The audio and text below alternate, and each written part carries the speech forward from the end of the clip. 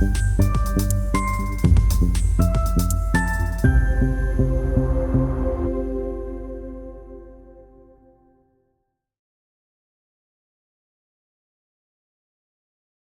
everyone, and welcome to Pocket Size Bio with Dr. Casco.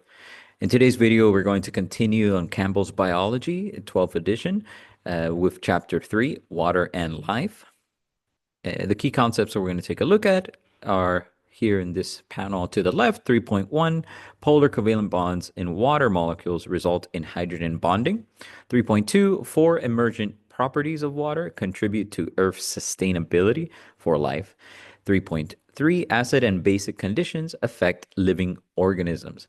Okay, so this is a relatively short chapter for us to dive into.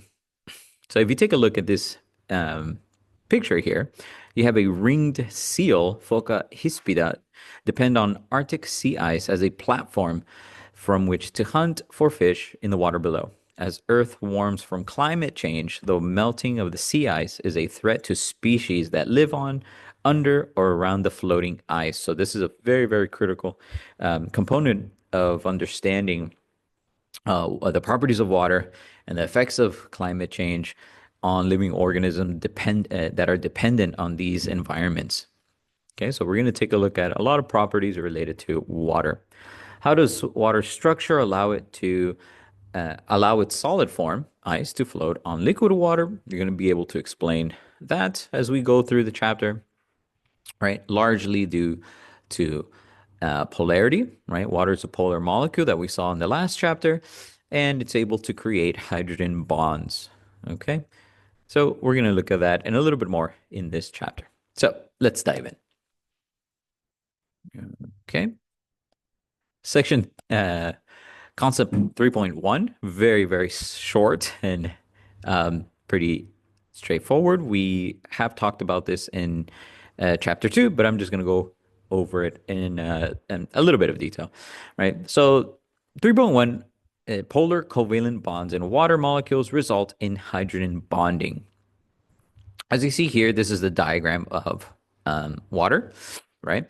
And we know, again, from chapter 2 that the structural formula of water, right? It's a bent shape, right? It's a V bended shape, okay? Of course, you have an oxygen molecule and you have two hydrogen, an oxygen atom, and you have two hydrogen atoms bound to this oxygen. And as we know, oxygen is very electronegative, so it's able to attract electrons more to itself, creating the idea of polarity, right? Water is a polar molecule, and it's able to, it has polar covalent bonds. So hydrogens exhibit a partial positive charge, right? Both hydrogens, and oxygen is able to have a partial negative charge. Due to this unequal charge kind of distribution, the overall charge of the molecule is unequally distributed, right? So this idea of polarity enables water to create hydrogen bonds with other water molecules and other polar molecules, right? So the partial positive region of the hydrogens can create a hydrogen bonding with the partial negative regions of the oxygen.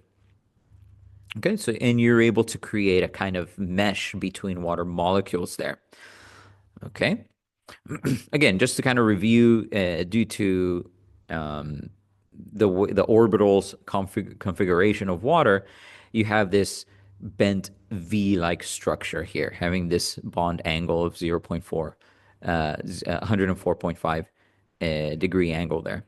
Okay, water has a lone pair of electrons that provides that configuration, right? That structural configuration there. So that's 3.1, concept 3.1 there. Okay, getting into concept 3.2, four emergent properties of water contribute to Earth's suitability for life. So the idea of emergent properties, you're going to see a lot throughout these chapters, right? So it's good to understand what emergent properties are, and it's good to be able to have some examples of emergent properties. as we go along. So keep those in mind. Always keep this idea in mind of emergent properties. In the case of water, as we're going to go through these four that I've listed here, right? Water has cohesive behavior. We're going to talk about that. Moderating temperature, another emergent property. Molecular expansion upon freezing. Okay, and versatility as a solvent, right? And the first one we're going to talk about is cohesion of water molecules. Okay. So hydrogen bonding enables molecules to stay close together, relatively close together, right? Hydrogen bonds, they're relatively weak bonds, if you remember from chapter two. So they can be created and broken down pretty fast, right? But in a net, um, kind of panorama here, it creates this property that the overall water molecule has more structure. Okay. And the idea of hydrogen bonds holding a substance together of the same molecule, water to water, is called cohesion. Okay. So you have cohesion, and a related property of cohesion is something called surface tension, right? And surface tension is a measure of how difficult it is to stretch or break the surface of a liquid. Okay, in this case, we have water due to hydrogen bonding. Okay, and here you can see an example of surface tension. You probably have seen this. Many of us have seen this with little water striders. Here you have a little raft spider that is able to maintain itself on top of the water, and you can see a film, right, of water uh, that is being pressed on from the weight of the spider there, due to this ability that water has surface tension. Okay, so the spider is light enough that it doesn't break, if I can say, the water. Okay. Um, Even whenever you have this interface between water and air, there's more ordered arrangements between each individual water molecule. So it provides this idea of surface tension, right? Creates this invisible film, we can say. And definitely you see that, right? With spiders, little small insects, water striders, leaves that they're able to float on this little film of water. Right. You can even see it on a glass of water, right? When you're about to kind of overflow the water, or if you put it on a little penny, let's say you have this little glass of water there. Okay. And I'm just going to put the little border. Water tends to, okay, create this little bulge when you're about to overflow, until there's just too much um, molecules inside, there's too much volume, and then it overflows, all due to this idea of cohesion, right? And surface tension. Okay. Very, very important with plants. Cohesion also contributes to the transport of water and dissolved nutrients against gravity within plants, right? Plants and their whole vascular system, they don't have, of course, a pumping mechanism, how um, um, animals have, right? A heart system, a pumping system to move and circulate blood. The way that they move their materials and the way that they move water throughout the whole tree is basically by cohesion. Water from the roots, right? It gets absorbed, okay? And it flows upwards, right? Through these vascular tissues, these little openings you see here in this little micrograph. And water gets pulled upwards and upwards and upwards, right? As it goes to the leaves and it evaporates away from the leaves. There's a flow, there's a continuous flow of water. Because if you were to zoom in to each individual molecule, right, you would see that as they're going through this vascular tissue, right, water is pulling them each other upwards with a net flow going up. As the water evaporates from the leaves, right, one molecule of water goes into the air and it kind of pulls in a chain all the molecules that are below, right? So they're constantly, as one is coming in from the soil, some of them are leaving from the leaves, and there's a whole chain going upwards. Okay. Another related property is adhesion, where you have a bonding, hydrogen bonding from one molecule of water to the surface of another substance, right? In this case, you have the cell walls of the plant, right, in this little vascular system here, where you're having some hydrogen bonding occurring from the water molecule to the surface of the vascular tissue. So this together with cohesion can create a net flow upwards where you have water being distributed throughout the whole plant, ultimately to the highest point of the leaves where they'll get evaporated. Okay, and you have a continuous cycling of movement is a better word of water. Okay, through due to cohesion and adhesion. Okay, next section here. All right. Related to emergent properties, again, you have number two, which is moderation of temperature by water. Okay, so water can moderate air temperature because it has this ability to absorb heat from warmer air, and it can release stored heat from into the cooler air, into the cooler environment. So water can be thought of as a heat bank, right? It's effective as a heat bank because when it's too hot, water can absorb that in the environment.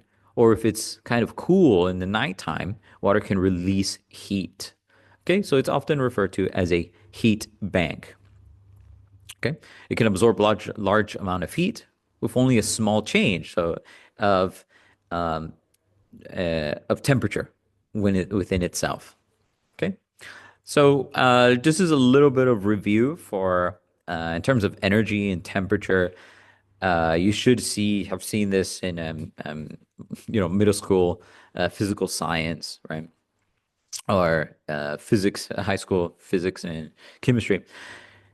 Just to review here, right? In terms of different forms of energy, you have kinetic energy, which is energy in motion. Okay, atoms, we know that they're always in motion. They have kinetic energy, so the more movement they have, the more energy they're going to have. Okay. The kinetic energy associated with random movement of molecules when you're talking about atoms, right, is referred to as thermal energy. Here you can see as TE, right, thermal energy, and kinetic KE as kinetic energy. So thermal energy reflects the total kinetic energy, and it depends on the volume of matter. Okay, it depends on the volume. Related to this is temperature. Now, many people think that kinetic energy and thermal energy is the same thing as temperature, but they're a little bit different, right? They are related. Temperature represents the average kinetic energy, right? The average thermal energy within um, um, that you have in some system. Okay. So temperature, again, represents the average kinetic energy, and it is regardless of volume. Thermal energy and kinetic energy represents the total kinetic energy of all the atoms in a particular system, and it is dependent on volume. Okay, so let's say you compare boiling a boiling coffee pot, right? A small little coffee pot in a large swimming pool. In terms of thermal energy, which one has more thermal energy? Which one has more total kinetic energy, right? You would have more kinetic energy in the swimming pool, despite the coffee being a boiling, just a matter of volume. Okay, thermal energy. Right. So make sure you distinguish that there. In terms of energy transfer, we refer to that as heat, right? The thermal energy in transfer from one body of matter to another is referred to as heat. The way we measure this, right, in the unit is by the calorie. Okay, calorie designated by cal is a unit of energy. All right, it's the amount of heat it takes to raise the temperature of 1 gram of water 1 degree. Okay, 1 gram of water, 1 degree is referred to as a calorie. A kilocalorie, and this you see this more in labels and food products in the supermarket. 1 kilocalorie or 1,000 calories is the quantity of heat needed to raise the temperature of 1 kilogram of water, 1 degree. Okay. Another related unit which is also equally used is the joule, right? And 1 joule is equal to 0.239 calories, and 1 calorie is equal to 4.18 184 joules. Here we'll be using these two units interchangeably throughout the chapters. Okay. Another concept related to thermal energy and heat and temperature is specific heat, right? So specific heat is the ability of water to stabilize temperatures, right? Um, and this ability to stabilize temperature, right, is it's a very unique property. It's quite special to water, and substances have specific heats, but water is very special, right? Because it has a relatively high specific heat, right?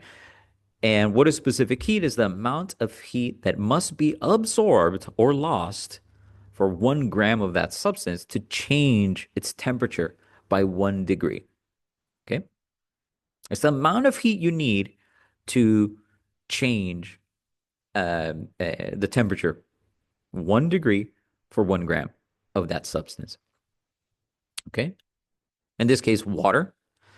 The specific heat of water is 1 calorie over 1 gram times temperature, right? Ethanol is a lot lower, okay, 0.6 calories over grams per Celsius, right? So if we've all seen this, right, that experiences that ethanol evaporates relatively easily, right? Because it has a lower specific heat compared to water. Okay, so very, very important. We're going to come back to specific heat in a little bit later. Okay, 3.2. Okay, so uh, again, like I mentioned before, water has a very high specific heat relative to other substances, other material, right? So because of that, water will change its temperature less than other liquids, right? When provided the same amount of heat, when absorbing or losing a given amount of heat. Okay. And let's say even compare it to an iron pot, right? If you're providing it a certain amount of heat with a flame, right? An iron pot would be 10 times hotter than the actual water that is heating up, right? So if you put your finger there and you're barely starting to heat up, the metal might get incredibly hot that you shouldn't, of course, touch it. But if you dip your finger in the water, you still it will be just getting warm, right? So water is more resilient to changing the temperature. Okay, another way that you can think about specific heat is the measure of how well a substance resists changing its temperature. And again, it's due to hydrogen bonds. It's due to hydrogen bonding. Okay. So this has a great impact in nature, right? Life on Earth. A large body of water can, again, if I can say, buffer temperatures, right? During the daytime, it could absorb and store heat during the summertime, during the daytime. During the nighttime or during winter times, water can warm the air by releasing that heat that it has stored because it's so resilient at kind of chambering and storing heat there. Okay, this is a nice little example here where you have temperatures for the Pacific Ocean and Southern California on an August bay. Okay, incredibly hot during in the mainland or inland, right? You have degrees 100, 96, 106 at these different areas. And then as you get closer to the coastal area and then to the ocean, you see that the temperatures are dropping just because water can absorb that heat. Okay. So incredibly important for life on Earth. Definitely can moderate air temperatures, okay, in coastal areas.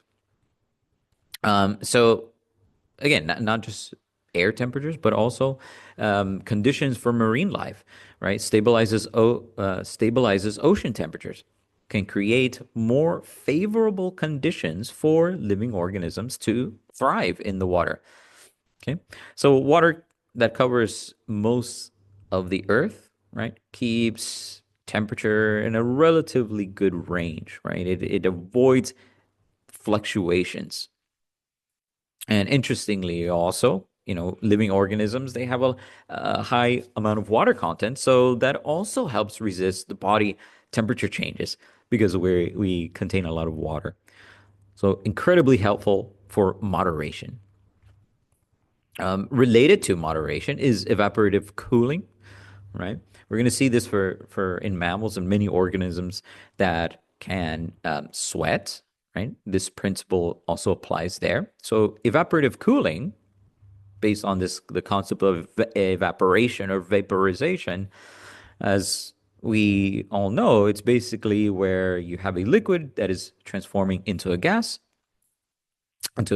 state. And of course, why that occurs, molecules are moving fast enough to overcome attraction of other molecules, so they get liberated into the air. And then, focusing on water, right, and water vapor.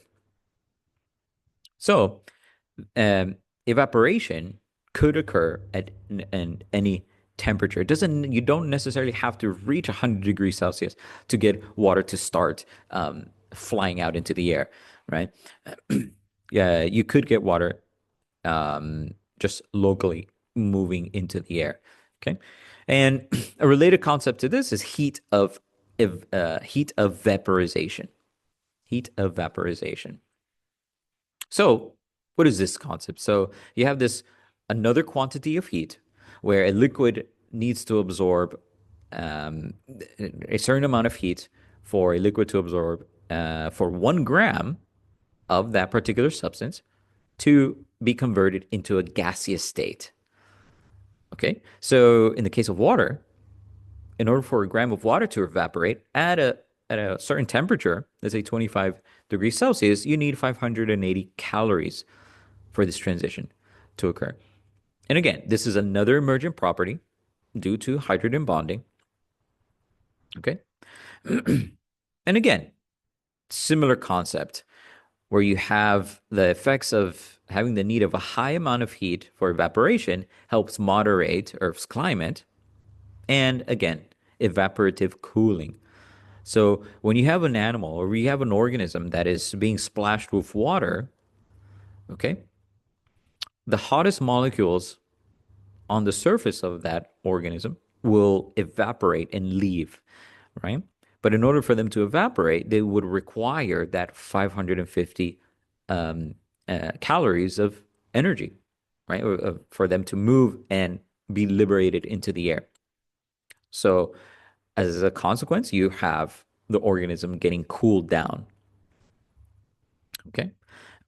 Not just for the living organism, but it stabilizes the temperature in lakes and ponds and right in other surfaces in general. Okay. We commonly know that are familiar with this via sweating, right? Plant transpiration, also the same concept applies.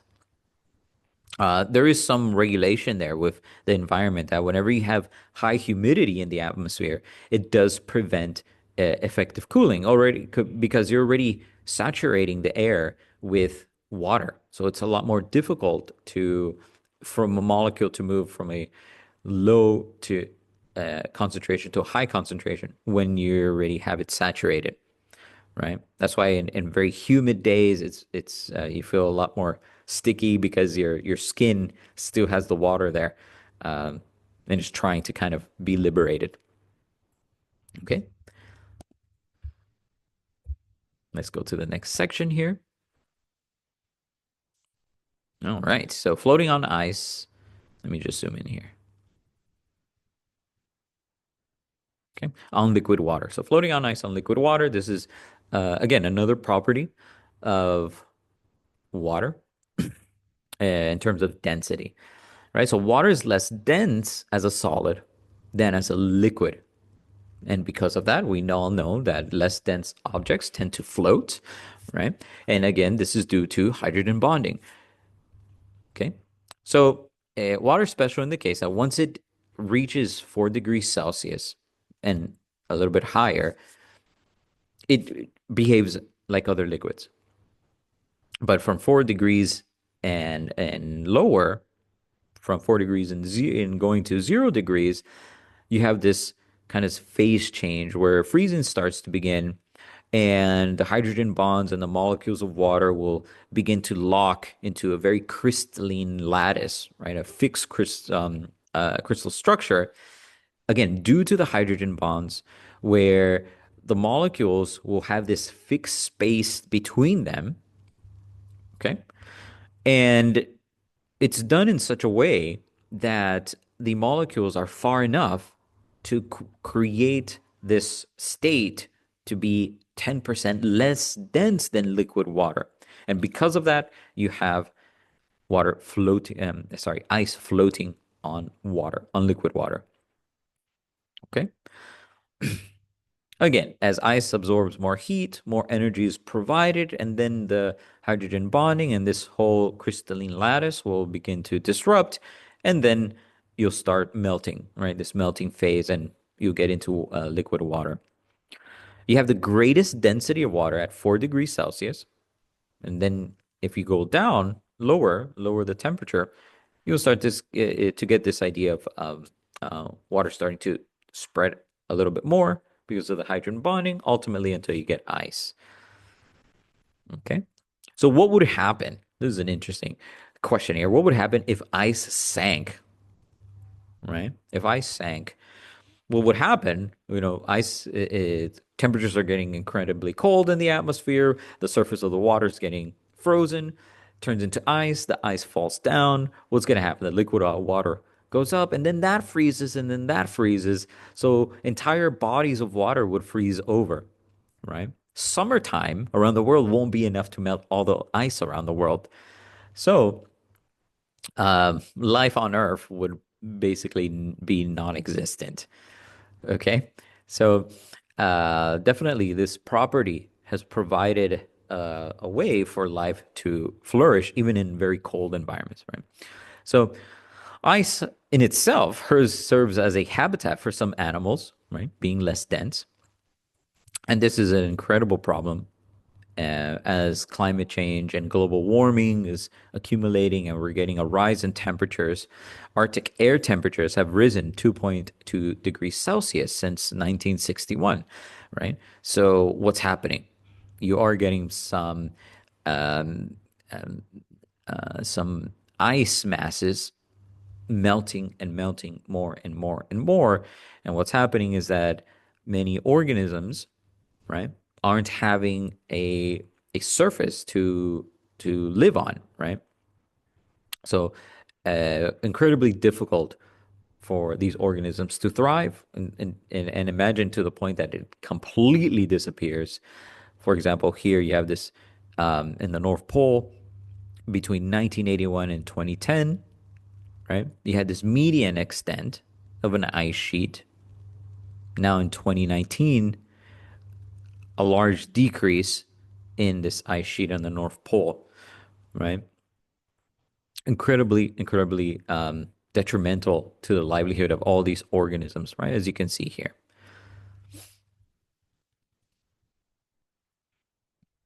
Okay. Going into another concept for water, another property of water is that it is the solvent of life.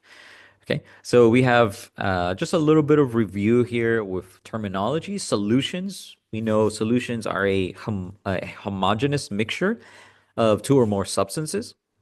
Okay, and in this case, when you have a solvent, it's this agent where you're introducing something else to dissolve into, to spread out. The solute is referred to as the a substance that you want to dissolve into the um, into the solvent, right? Into the solution. And whenever you use water, right, as a solvent, you refer to them as aqueous solutions or aqueous solutions. Water's the solvent, and water's incredibly versatile to dissolve many substances because it's a polar molecule. Okay, so let's say you want to dissolve salt in water. Um, Incredibly easy, right? Water has having the partial positive and negative um, regions, right? Then its structure can essentially dissociate sodium from the chlorine molecule to have that sodium chloride and the sodium ion and the chloride ions, right? So water will tend to cover each little ion, right? And what is called hydration shells. So they would surround, as you see here, they would surround the sodium ions and the chloride ions, okay, in these little hydration shells. All right. And that's what you refer to as dissolving, right? So very, very useful. You don't have to have necessarily an ionic compound to have this occurring, right? Sugars, which are non-ionic but polar compounds, as long as you have some polarity there, it could be easily dissolved. Okay, proteins, um, you have some very large molecules that do have polar regions, do have some ionic regions. They're able to dissolve within water in a watery solution.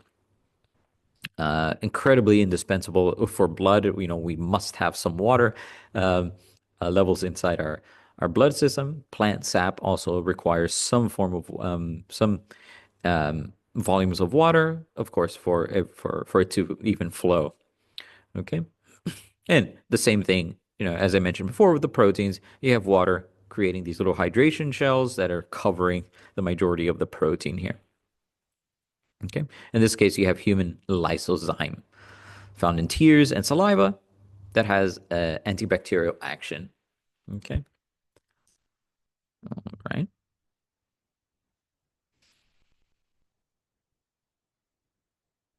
Again, this is a little bit of review. We've talked about some concept of hydrophilic, hydrophobic substances. Okay, um, hydrophilic, right? There's substances that are they have an affinity to water because they have some charges, right? Cellulose and cotton of plants have partial negative and positive charges that form hydrogen bonds with water. So because they have these hydrogen bonding, they can adhere to water. Water can adhere to these substances. So cotton, in that sense, is a good absorbent, right? So that's why we have a lot of cotton material for, let's say, cotton towels, right? And helps dry the body pretty well. Okay. Cellulose, again, back to that idea of kind of clinging on and absorbing water and that um, attaching to water. It helps with movement of water in this vascular tissue, right? Via adhesion and cohesion, just as we talked about. Hydrophobic substances definitely have no affinity to water.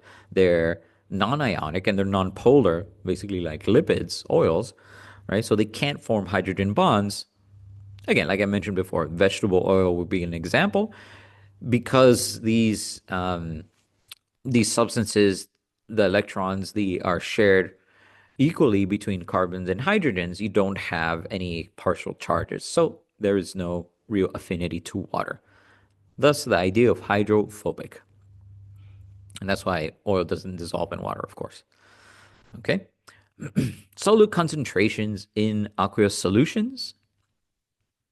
Let me just move a little bit higher here so you can see better.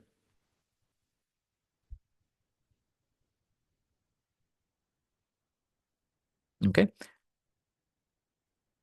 All right. So most chemical reactions in organisms involve solutes dissolved in water. Indispensable, critical for living organisms to have this media of water to dissolve solutes, to dissolve substances, to be moved from one place to another, from one cell to another within the cytoplasm. You, it's a necessity, an absolute necessity to have this. So uh, a concept related to this is concentrations or amounts, right? Mass of certain molecule molecules, right? So um, to understand, this idea that you're having chemical reactions occurring all the time in the body, right? We do need to know, a concept related to this, which is molecular mass, the mole, and molarity. Okay. So molecular mass, as we're familiar with, is basically the sum of masses of all the molecules, of all the atoms in a particular molecule. Okay. Let's say you have table sugar. Okay, you have sucrose, C12H22, oxygen 11 here. So what would be the molecular mass of this particular substance? Okay. You just make a quick calculation here, right? The number of atoms times the the atomic mass that you have here, and you add them all together. Okay, so that will give you 342 Daltons. Okay, so a common, conventional, not even common, a conventional unit that you would use is referred to as a mole, and you can think about a mole as for example, a, a dozen, a dozen eggs, for example, which would be equal to 12 eggs. It's just another more useful way, a more convenient way for scientists to do calculations, to compare fixed ratios between um, within substances, right? And so substances, they're usually, again, they're measured in mole. 1 mole is equal to 6.02 times 10 to the 23 molecules, right? In 1 gram of that, in 1 gram of that particular substance. Okay. And this is also known as Avogadro's number. Okay. So 1 mole can equate 1 gram, which could equate the molecular mass of that particular substance. Okay. Again, as I mentioned before, one measuring in moles is makes it incredibly easier for scientists working in labs when you're doing calculations, um, to have it easier to calculate fixed ratios, okay, even concentrations, especially when you want to do liquid concentrations, right? Um, and we get into this kind of other um, concept, which is molarity, right? You want to make a solution, a 1 liter solution that is 1 mole of sucrose, which is dissolved in water, right? So you would measure the molecular mass of that substance, then gradually add, you mesh up, right? That 1 liter of water, and then you'll say this is a 1 molar solution of water. Okay. In particular, it's very, very important to understand the water in itself as a versatile solvent. Okay, and it's one of the reasons why, if you heard in the news, how scientists are always looking for signs of water in other planets, right, or out in the universe, because of this property, right? This indispensable property to dissolve many, many molecules um, within the body, right? Okay. So kind of going on that concept again, possible evolution of life on other planets. Okay. And this is essentially what astrobiologists search for, right? If you want to search for life, you would want to look for water, right? Because of these properties. More than 800 planets have been observed. Few have water. Mars, as you probably know, is a major focus in this sense because scientists have observed ice caps, right, in the poles in the poles of Mars, therefore having water, right? In 2015, scientists found the presence of water flowing on Mars. In 2018, a study found a reservoir of liquid water below ice. So this could give idea of the sense that life could be found in these particular places just because of the presence of water. Okay, I'll put that here. Concept check 3.2. Okay. just for you guys to see. Take note there, and we'll go to the second. I'm sorry, uh, concept 3.3. On to concept 3.3, acid and basic conditions affect living organisms. Occasionally, a hydrogen atom participating in hydrogen bonding between two water molecules can shift from one to another. Okay, a hydrogen atom. So let's say you have here two water molecules. Okay, and then is possible, which does happen. You have a hydrogen jumping, a hydrogen, more specifically, a proton.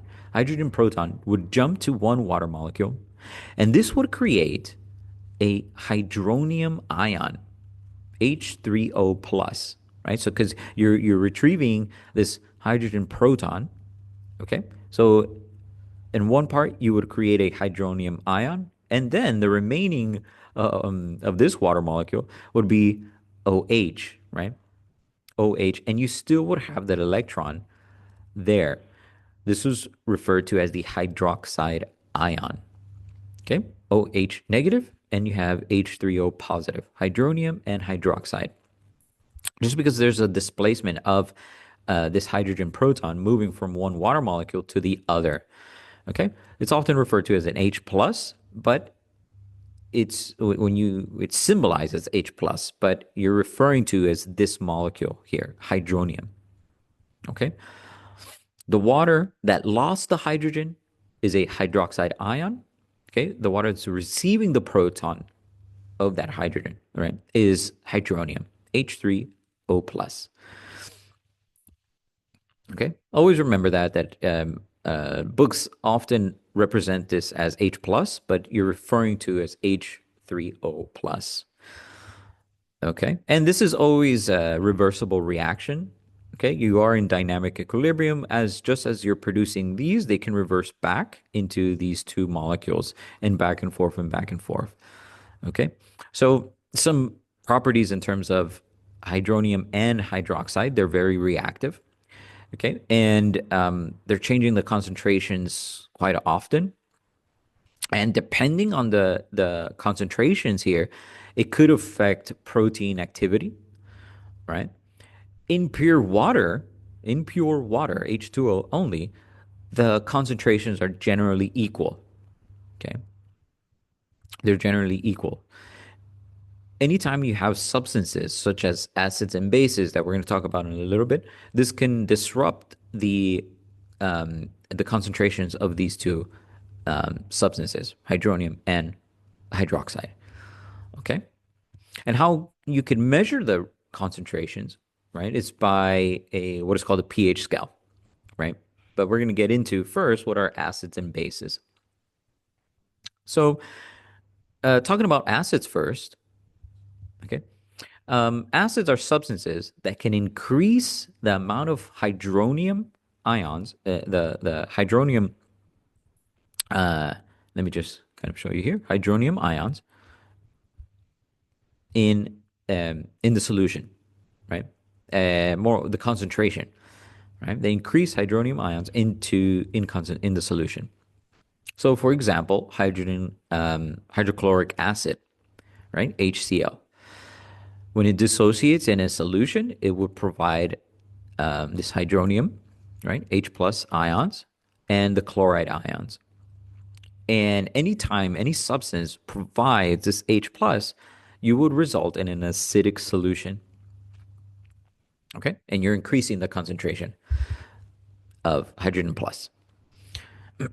Any substance that reduces hydrogen plus concentration is called a base. Okay? And there's two ways that it reduces this concentration. Either you reduce the hydrogen plus ions directly, where the substance kind of brings in the hydrogen plus ion to itself. Okay, in this situation, you have ammonia, NH3, ammonium, NH3, plus this hydrogen plus ions that would bind to it and create NH4. Okay, NH4 plus. So NH3 acts as a base, having an unshared pair of electrons. Okay, and the nitrogen valence shell. So in other words, you capture the hydrogen plus ions directly, or You can they when they dissociate in solution, they accept they produce OH negative. Okay, when a substance, a base substance, dissociates in a solution, it'll produce OH. Okay, so it will liberate hydroxide ions. Okay, and then when that happens, this hydroxide will react with hydrogen plus ions to produce water. So, for example, you have sodium hydroxide. As it dissociates, the OH negative will react, as you see here. This dissociation, the OH negative will react with hydrogen plus to produce water. Okay, so these substances are called bases. Ultimately, you have this concept here, right? In either case, the base reduces hydrogen plus ions. Okay. Solutions with higher concentrations um, of OH, of hydroxide ions, are referred to as basic solutions, where there's a lot more OH. They're referred to as basic solutions. When you have a solution that has equal amount of concentration, it's a neutral solution. Okay. OH negative, sorry. I'll put that little positive here just for clarification. Equal concentrations of hydroxide ions and hydronium ions are a neutral solution. Okay. When you have substances that completely dissociate, they're known as strong acids and bases. So, for example, sodium hydroxide, 100% they dissociate into their ions. Sodium plus ions, hydroxide ions, they're referred to as strong bases. The same case goes with uh, hydrochloric acid, right? Dissociating into hydrogen plus and chloride ions. They're referred to as strong bases.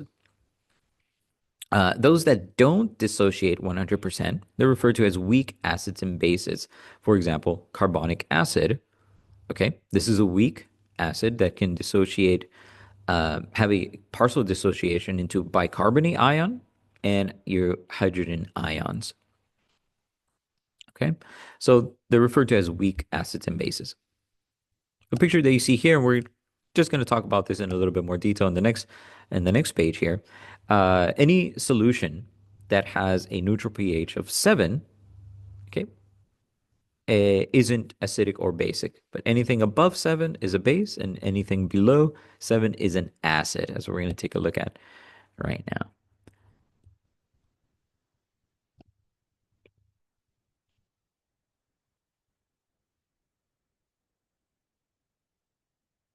Okay. Again, related to acids and bases, you have your pH scale. Any aqueous solution, generally at 25 degrees Celsius, the product, okay, of hydrogen plus ions and hydroxide ions is always constant, right? At 10 to the negative 14. So sorry about that. My OneNote can't produce that exponential there, or I haven't figured it out yet.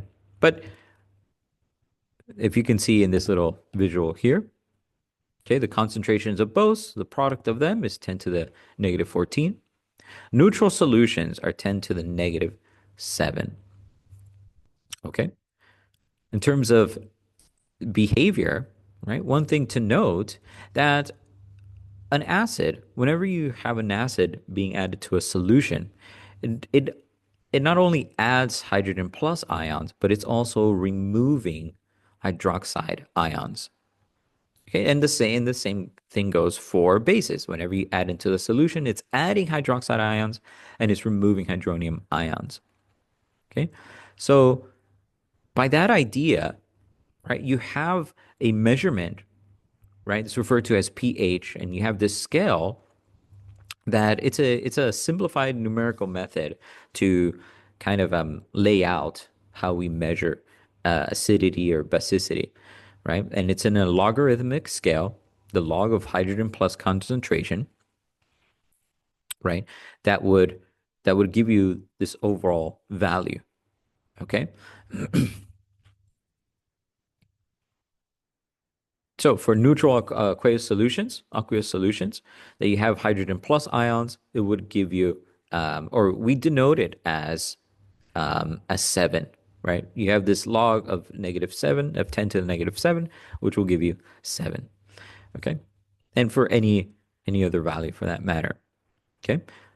Most biological fluid tries most biological fluids are um, in that neutral range. Okay, we do have some areas within our bodies that is quite acidic, just like the stomach. Okay, the gastric juices of the stomach, they have a pH of 2, but you have this general pH range between 6 to 8, right? Blood and saliva fit within this range, as you can see here. Okay, saliva slightly, okay, within this range of 6 and 8, more 6.8, if I can say. Human blood and tears, a little bit more basic. Seawater has a pH around 8. Small intestines getting higher and higher and higher. Okay.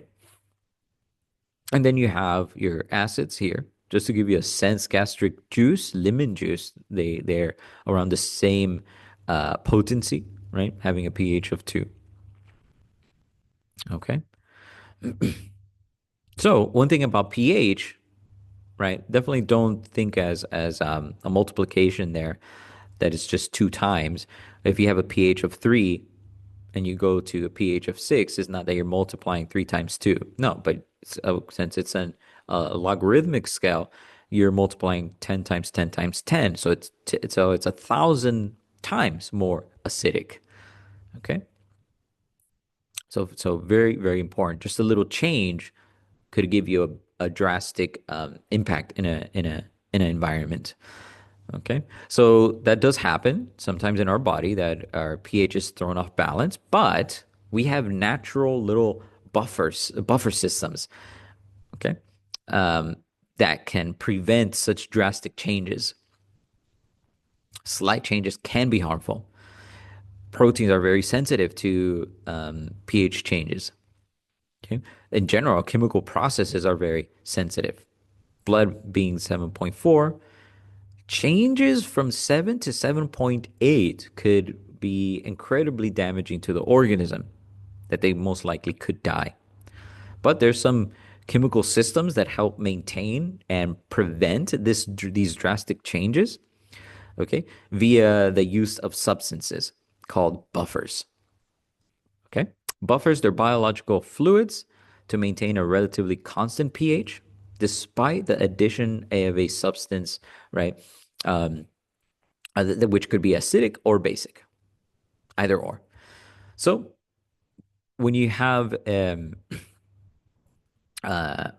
these buffers in a situation where you have an excess of hydrogen plus ions, right? It could accept these hydrogen plus ions, or whenever they're you have a situation where there's very little um, hydrogen plus ions, these buffers can provide hydrogen plus ions. Okay, so there's generally these substances are weak acids and bases, like carbonic acid. So very, very common example, but very, very necessary, important for our functioning in the body. Okay, so you have carbonic acid and bicarbonate in the blood. So you have this carbonic acid. Um, Whenever there's a depletion, it could, come in and dissociate into this bicarbonate ion and provide the hydrogen plus ions. But whenever you need the acidity to rise a little bit, these two can join together, could bond together to produce this carbonic acid. Okay, so rise in pH and drop in pH.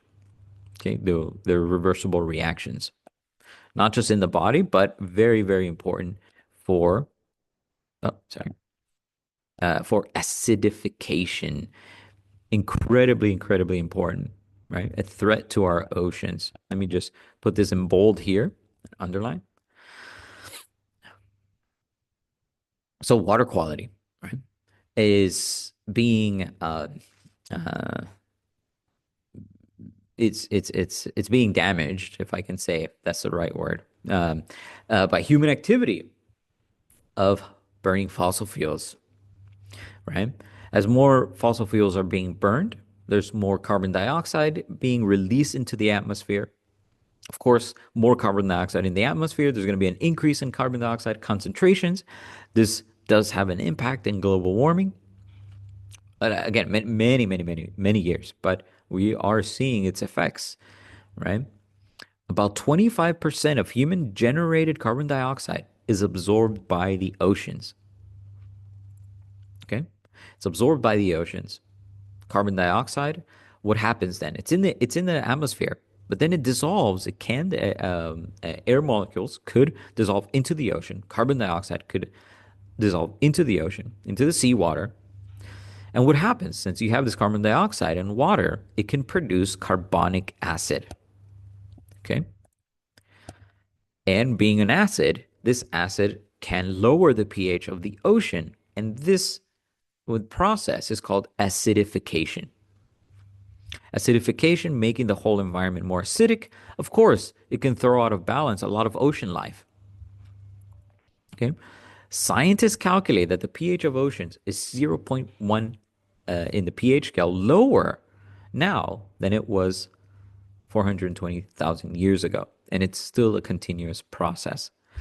So, very detrimental to life, aquatic life. They can be very sensitive to changes in pH.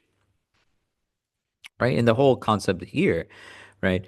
Uh, the extra hydrogen plus ions that are being liberated from this carbonic acid, right?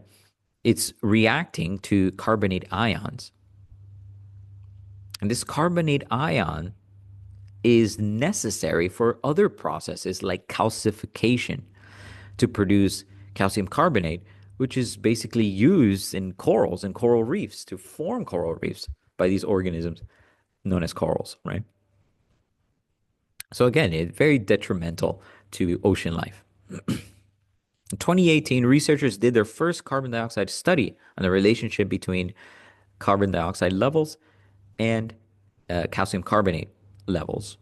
And definitely they saw that as there's a rise in carbon dioxide, there has been a decrease in biodiversity. So incredibly um, damaging to aquatic life. Okay. With that, guys, we finished chapter 3, a relatively short chapter. Hope this video was helpful, and I'll see you in the next one. Thank you very much, guys. Bye bye.